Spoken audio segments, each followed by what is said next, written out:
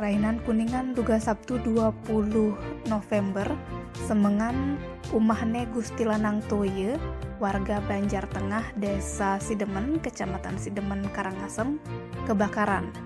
Tapsire umahne kebakaran ulian abu dupane ane anu ngendeh ngenain barang-barang di kamarne.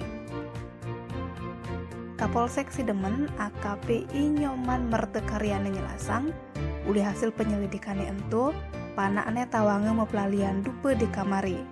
Lantas, abu dupane ane anu ngendeh ngenain baju. Kitu masih ngenain kasurne, ane ngeranang apine ngedena nganti munang umahne.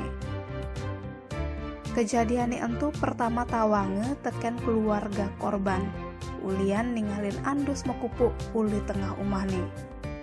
Banjarane lantas nulungin nyiam apine nganggo ember. Opine aja aparat ane sedang menjaga di lokasi.